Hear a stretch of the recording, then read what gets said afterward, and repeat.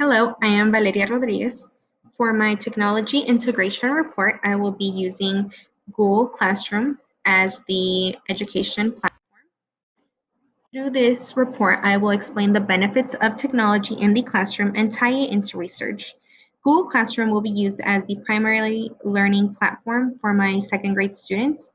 In addition, there will be a Nearpod lesson that will be used to teach my students how to use Google Classroom. The current situation is still unknown. Um, we might be teaching online, we might be teaching in person. My student population will be a second grade bilingual class, and all students have a technology device. It is a one-to-one school. Students at home have a technology device that was already distributed. My students will be using a Chromebook. It is very important to integrate technology into the classroom as it is a 21st century skill. We will be using the SAMR model. The teachers can redefine, model, augment, or substitute lessons by using technology. In addition, I will be using Bloom's digital taxonomy. I will identify their cognitive level, use questions based on that level, as well as challenge my students to the next level using this taxonomy. My goal is not only to expose students to technology.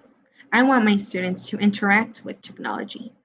I want my students to create products using technology based on their choice and engagement.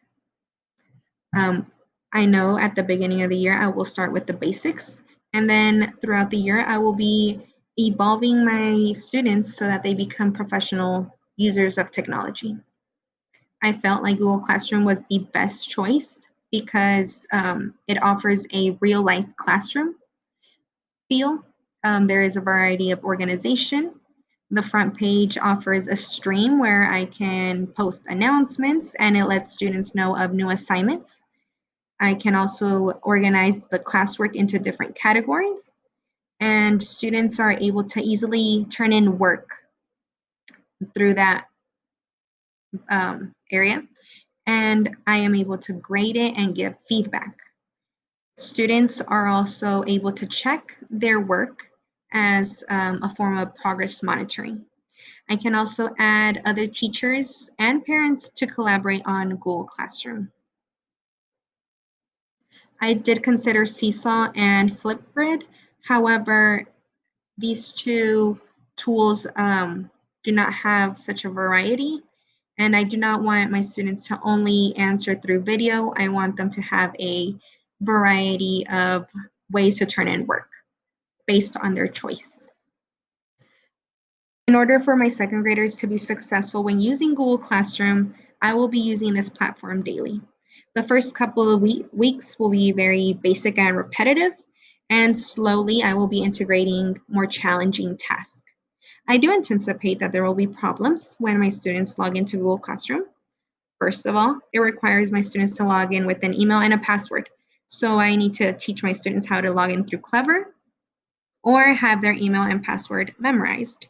I also anticipate that my students will have a hard time actually submitting the work. So I need to train them how to check their work, how to turn in, as well as when to check their work for their grade and their feedback. I will start teaching Google Classroom from the first day.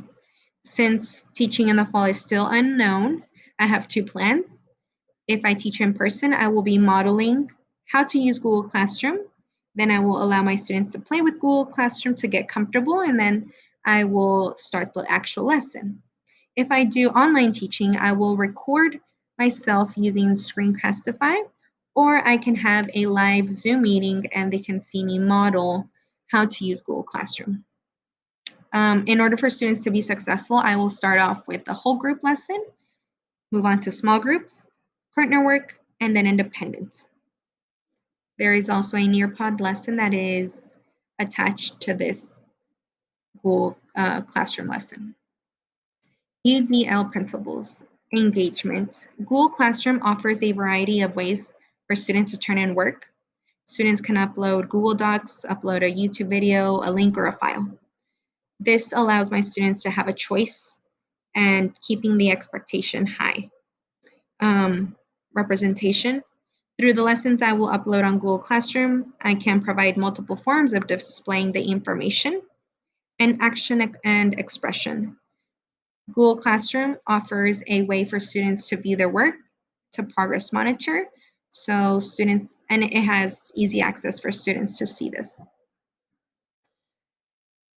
The goal is for students to be active in Google Classroom.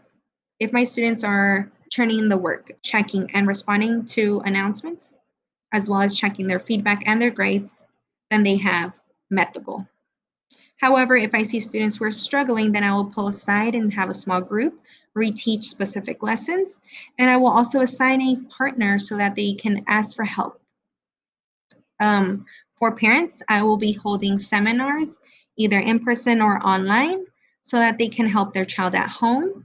I will have a Screencastify video in one of my Google Classroom categories so that students can always refer to it in case of confusion.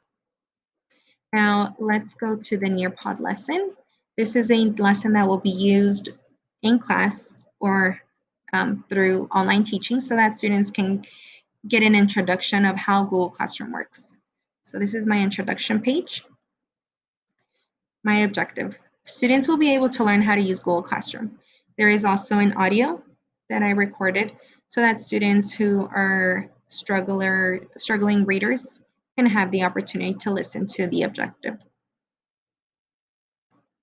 I recorded myself in a Screencastify, and here I am modeling all of Google Classroom and how it works and introducing all of the buttons so that students can get comfortable with it. For the next activity, I gave students an opportunity to actually try it.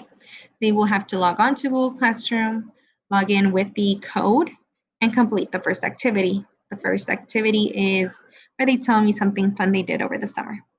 And once they have submitted this comment, then I will see that they understood how to use at least this first activity on Google Classroom. If not, I will start pulling small groups to reteach. This leads to an open-ended question. Students have the opportunity to tell me what questions they have about Google Classroom and what they like about Google Classroom so far. There is an audio as well, so they can listen to the questions. They can either type their response or they can record an audio. There is a 3-question quiz, and the quiz is over things I just taught about Google Classroom. Students can tell me their class code, and there is a picture that goes along with it. Simply identifying the code. There is an audio with this question, and they need to tell me where can they see their assignments for each subject, and where can they see their announcements. If students are not sure, they can always go back to Google Classroom.